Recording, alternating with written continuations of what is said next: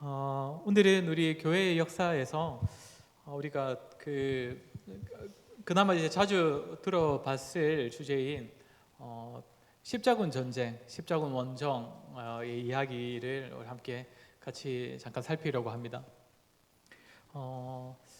십자군 전쟁 하면 뭐 어떤 게 먼저 떠오르실지 모르겠습니다. 저도 어렸을 때 잘 이름만 들어봤고 잘 몰랐는데 아마 그 가슴팍이나 머리에 이렇게 빨간 십자가가 그려져 있는 그런 갑옷을 입은 군인들이 아마 많이 떠오르시지 않을까 이렇게 생각이 듭니다.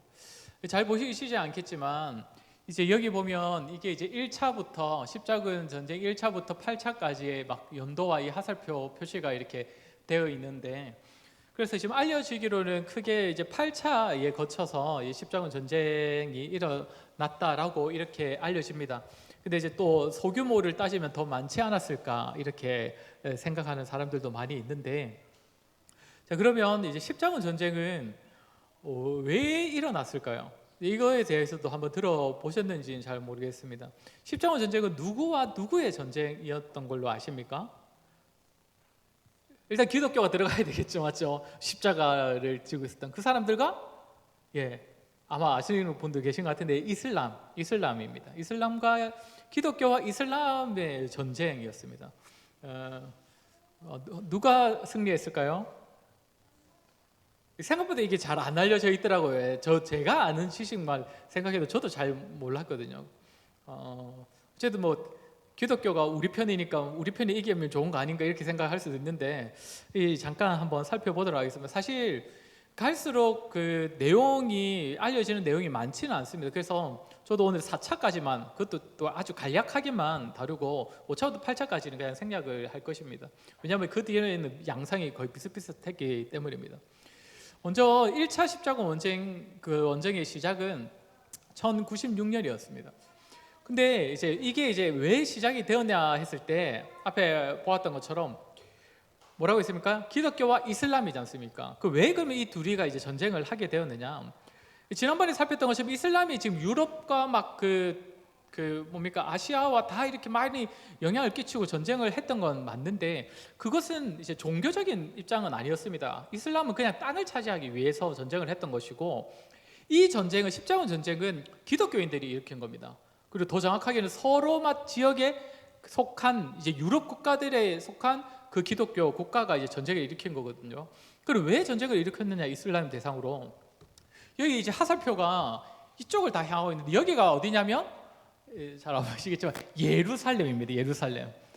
그러니까 이 전쟁의 목적은 무엇이냐면 예루살렘을 탈환하는 겁니다.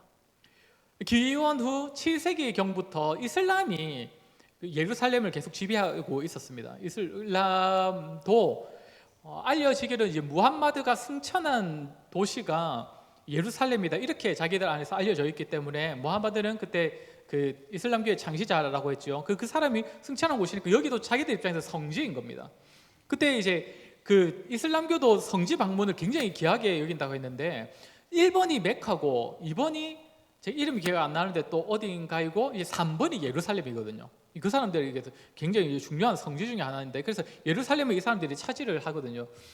근데 이제 기독교인들이 한 300년 정도 됐는데 그 사이에는 왜 안 뺏었는지 정확하게는 알지 못하겠지만, 그레고리우스 1세가 기독교도 성지순례가 중요하다라고 하면서부터 이제 성지순례가 조금씩 강화되다가 이제 예루살렘을 다시 빼앗아야 되겠다라는 생각이 들었던 것입니다.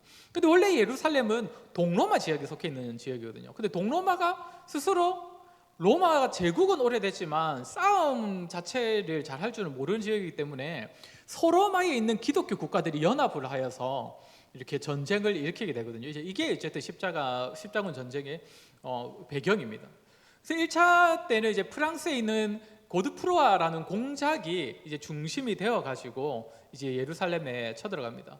이 기간을 보시면 1096년부터 99년인데 이제 한 4년 이렇게 걸린 거지 않습니까? 그러니까 생각보다 쉽지는 않았던 겁니다.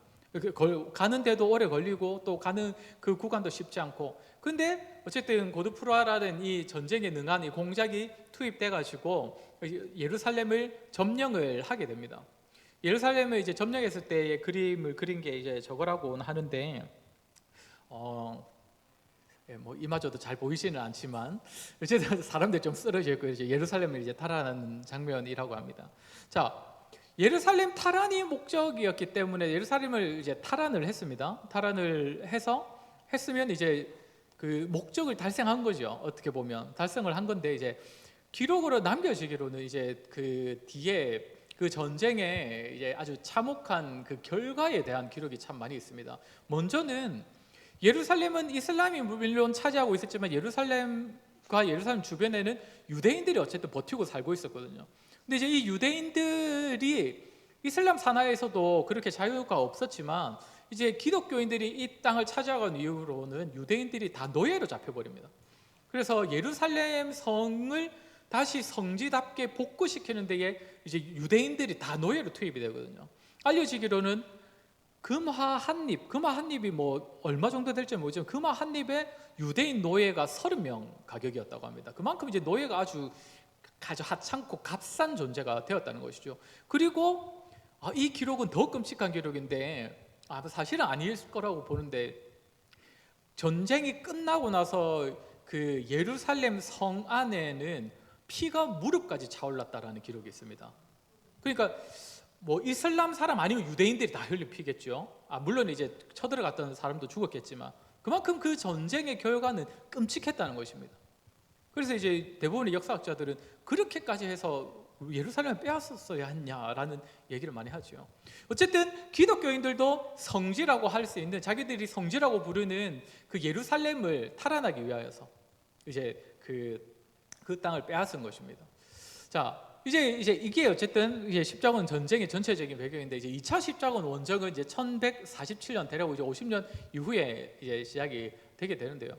자, 예루살렘은 다시 빼앗았습니다. 원래 이슬람이 이제 예루살렘을 차지하고 있었을 때는 예루살렘 성지에 대한 기독교인들의 방문이 금지되어 있어서 그것 때문에 십자군 전쟁을 일으켰는데 이제 그동안 이제 자유를 찾았어요. 이제 성지가 이제 다시 기독교인들 그러니까 것이 된 겁니다. 고드프루아라는 그 사람이 이제 예루살렘의 왕과 같은 존재가 되거든요. 그러니까 왕으로 불리지는 않지만 왕과 같은 존재가 되어서 계속 왔다 갔다 하는데 이제 문제는 뭐냐면 이제 이슬람의 장기 아띠데라는 이 사람이 이제 집권을 하면서 예루살렘은 이슬람이 다시 빼앗지 못했지만 예루살렘으로 가는 그 길목을 이 사람이 다 차지를 해버린 겁니다. 그래서 또다시 서로마 지역에 속해 있는 기독교 국가들이 예루살렘 방문을 할 수가 없게 돼버린 겁니다. 이제 길목이 막혀가지고 이게 이제 장기 아띠데라는 이 사람이 길목을 막은 것인데 이건 좀 다른 지도인데 여기가 이제 예루살렘이거든요. 여기 예루살렘이고 이제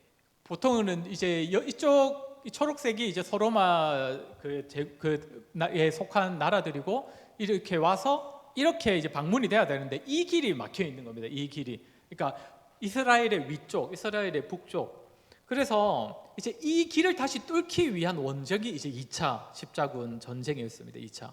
근데 이제 이 2차 십자군 전쟁은 정확하게는 왜 그런지는 모르겠는데 그냥 다메섹이 이제 이스라엘 북쪽에 있거든요. 그 다메섹, 그러니까 성경에 말하는 다메섹을 쳐보려다가 결국 이제 차지하지는 못하고 이 전쟁 2차 원정은 끝이 나게 됩니다.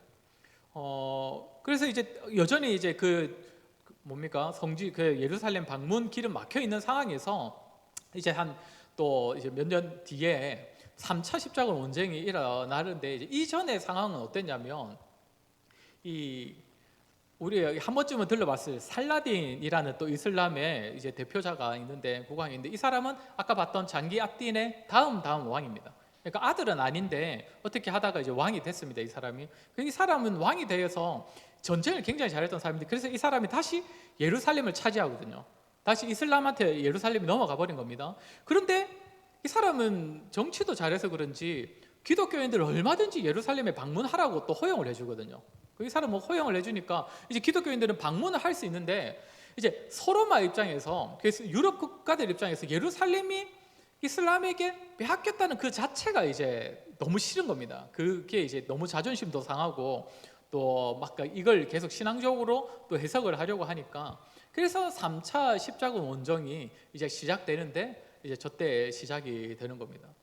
근데 이제 이때 이 원정을 주도했던 교황은 그레고리우스 8세고 이때 이제 중심이 되어서 싸움에 나갔던 사람은 이제 리처드 국왕인데 이 사람은 또 영국 왕입니다. 그러니까 아까도 말씀드린 것처럼 지금 유럽 서로마 제국이 속하에 있던 그 유럽 국가들은 다 같이 지금 기독교 안에서 연합이 돼 있는 겁니다. 이제 어쨌든 이슬람으로부터 예루살렘을 다시 빼앗기 위한. 이번에는 이제 영국의 당시에 전쟁을 잘하기로 유명한 이 리처드라는 왕이 이제 중심이 되어가지고 또 이제 쳐들어가는 게 이게 이제 3차 원정입니다. 근데 이제 문제는 3차 원정을 가긴 가서 이제 이때는 이제 다메섹도 넘어가지고 예루살렘까지 진격을 하는데 아까 말한 것처럼 이슬람에도 지금 살라딘이라는 왕이 있고 이쪽도 지금 리처드라는 왕이 싸움을 잘하지만 이슬람도 살라딘이라는 왕이 너무 싸움을 또 잘하는 왕이라서 이 전쟁이 끝이 안 나는 겁니다. 그래서 이제 살라딘이 이제 설득을 합니다. 우리가 얼마든지 이 그 예루살렘에 너희가 성지이라고 하는 곳 방문하는 거 허용해 줄 테니까 그러니까 전쟁 여기서 끝내고 돌아가라라고 하거든요. 그래서 이제 리처드가 이제 다 군대를 이제 몰아서 다시 다 돌아가 버립니다. 근데 사실 웃긴 거는 원래부터 그 상태였거든요. 원래부터 방문해도 된다고 했었는데 굳이 이제 전쟁을 해서 이제 빼앗아 보려다가 이제 실패를 한 건데 이게 이제 3차입니다. 자, 1차 때부터 말씀드린 거지만 목표가 뭐라고 했습니까? 목표는 예루살렘 점령하는 겁니다. 성지를 탈환하기 위한 겁니다. 근데 2차와 3차는 사실 예루살렘하고 탈환하고는 상관없는 전쟁이 되고 탈환하지도 못하고 끝이 난 겁니다. 이제 4차는 언제 일어나냐면 이때부터 조금 있다가 일어나는데 이제 더 이제 말도 안 되는 이제 십자군 전쟁이라고 볼 수 있습니다. 가장 이제 비극적이고 웃긴 전쟁이라고 알려지는데 이제 이노센트 3세라는 교황이 이제 일으킨 그런 전쟁이라고 볼 수 있습니다. 사실 1차, 2차, 3차에 거쳐서 기독교와 이슬람이라고는 얘기를 했지만 사실상 그 대부분이 그 각 나라의 국가가 중심이 된 전쟁이었거든요. 그러니까 기독교가 중심이라기보다는 그래서 이제 국가 그리고 국왕이 중심이 되었었는데 이제 4차는 철저히 교황이 기독교라는 그 이념 안에서 전쟁을 일으킨 거라고 보시면 됩니다. 근데 이제 이 전쟁이 어떤 식으로 이루어지냐면 여기가 이제 베네치아라고 하는 이제 베니스라고 불리는 이쪽이거든요. 근데 베네치아 하면 뭘로 유명한 곳입니까? 혹시 상업으로 유명한 곳이라는 걸 아실 겁니다. 저쪽에 이제 그 군대들이 다 집결을 해가지고 항상 그 육로로 전쟁을 쳐들어가 봤더니 너무 힘들고 그 다메섹 그쪽 넘어가는 게 또 너무 힘들고 하니까 이번에는 배를 타고 쳐들어가자라고 이제 딱 이렇게 그 머리를 쓴 겁니다. 그래서 이제 배 타고 가기 가장 좋은 곳이 어디냐 했을 때 이제 베네치아더라고요. 왜냐하면 상인들의 상선이 워낙 많이 다니는 곳이니까 항구도 크고 배도 많고.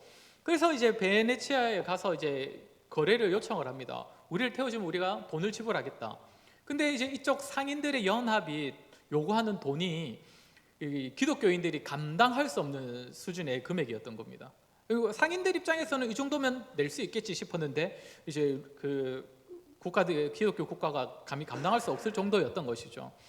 그랬더니 이제 상인들이 생각보다 이들이 돈이 없구나. 우리가 이 사람들을 돈으로 꼬셔볼 수 있겠다 싶어가지고 계속 이 지도 보여드리는 게 의미가 있을지 모르겠지만 여기 베네치아고 여기쯤에 그러니까 배가 이렇게 한 번에 다 이렇게 갈 수는 없잖아요. 그 당시 배로 치면 계속 육로를 한 번씩 섰다가 가야 되는데 그 중에 이제 자다르라는 도시가 있었습니다.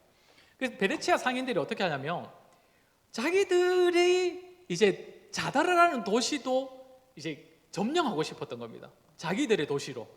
그래서 너희가 그러면 저 자다르를 점령해주면 우리가 공짜로 너희를 태워주겠다라고 하는 거예요. 예루살렘 점령할 때. 이렇게 했더니 이제 어떻게 됐겠습니까? 괜찮네 싶었던 겁니다. 그래서 이제 기독교 국가가 이때 자다르로 쳐들어갑니다. 원래 목적은 뭐라고요? 예루살렘을 탈환했는데 이때는 아무 죄 없는 자다르라는 도시를 공격해가지고 이제 베네치아 상인들한테 이 도시를 넘겨주게 됩니다. 그리고 근데 이 상황에서 또 어떤 일이 발생하냐면 아까 말했던 이노센트 3세라는 그 교황이 갑자기 이제 마음이 막 힘들어지는 겁니다. 왜냐하면 본인은 신앙적인 열심으로 시작을 했는데 아무리 돈이 없기로서니 이 십자군이라는 사람들이 한 도시를 죄 없는 도시에 쳐들어가가지고 그렇게 막 지배를 한다. 그러니까 이제 교황이 좀 이제 여기서부터 손을 놔버리는 겁니다.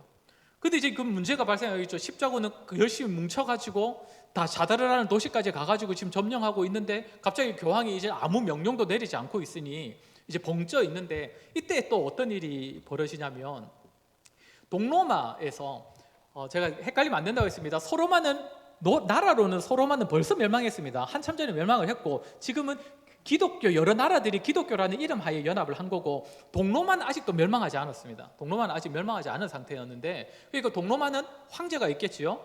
근데 알렉시오스 4세라는 황제가 어떤 황제냐면, 이 아버지가 황제였는데, 아버지가 황제 말기에 자기의 삼촌이 반란을 일으켜가지고 황제가 돼버리거든요. 그러니까 이 사람이 황제가 못 됩니다. 웃긴 거는 이제 자기랑 이름은 똑같거든요. 자기 큰아빠가 이제 삼촌인지 알렉시오스 3세가 어쨌든 황제가 돼버립니다. 그래서 알렉시오스 4세가 이제 그 도망쳐 나오다가 자기가 생각을 해보니까 저기 그 소로마 지역에 있는 그 십자군이 전쟁을 잘한다는 게 이제 소식이 들렸고, 또 때마침 지금 자다르라는 지역에 머물고 있다는 걸 딱 들은 거예요. 그래서 이 사람이 자다르에 찾아가가지고, 지금 동로마의 수도인 콘스탄티노플, 자다르는 이쯤에 있으면 이제 콘스탄티노플이 여기인데, 이곳을 네가 다시 빼앗아 주라. 그래서 나를 황제로 세워주면 내가 너희가 지금 애매해졌는데 우리가 너희한테 돈도 다 주고 또 저쪽 그 쳐들어가는 것까지 다 도와주겠다, 또 약속을 합니다. 그래서 이제 십자군이 이번에는 어디로 쳐들어가겠습니까? 콘스탄티노플로 이제 쳐들어가는 겁니다. 원래 목적은 뭐라고요? 예루살렘인데 콘스탄티노플을 가서 점령을 합니다. 그 점령을 했는데 이제 그럼 알렉시오스 4세가 이제 황제가 됐겠죠. 근데 황제가 되고 나서 막상 이제 십자군한테 돈을 주려니 생각보다 나라에 돈이 없는 거예요. 그래가지고 우리 미안한데 약속을 못 지키겠다라고 합니다. 그래서 어떻게 하냐면 십자군이 진짜 콘스탄티노플 땅을 다 빼앗아 버립니다. 그래서 자기 원래 동로마 지역인데 서로마 그 유럽 나라들에서 온 십자군들을 중심으로 콘스탄티노플 주변 지역을 다 점령해 버린 겁니다. 그럼 누구와 전쟁이 됐겠습니까? 이때는 기독교 국가의 연합과 또 동로마인 또 기독교 국가의 전쟁이 된 겁니다. 그래 하고 끝이었습니다. 이게 4차 원정입니다. 그러니까 예루살렘하고 이슬람하고도 전쟁을 안 한 겁니다. 이때는. 사실 이제 역사를 살펴보면 이 이후의 내용들은 더 의미가 없을 정도로, 그죠? 인간적이고 또 그냥 자기들끼리 의미 없는 그런 전쟁을 벌였던 것이 십자군 원정이었습니다. 다시 돌아가서 말씀드리면 1차 원정 때 어떤 일이 있냐면, 1차 원정은 딱 승리를 했지 않습니까? 예루살렘을 탈환을 했어요. 그래서 이 사건이 후대 그 기독교인들한테 약간 전설이 돼버립니다. 그래서 저 십자군 전쟁에 참여했던 참전 용사가 우리 동네에 있다 이래버리면 우리나라에 막 6.25 참전 용사 챙겨주는 거 이상으로 완전 영웅시하고, 또 그 사람들이 예루살렘에 갔다가 돌아오면서 가지고 온 예루살렘 벽돌 돌덩이라든지 흙이라든지 요단강 강물 이런 것들이 성물이 되어버리거든요.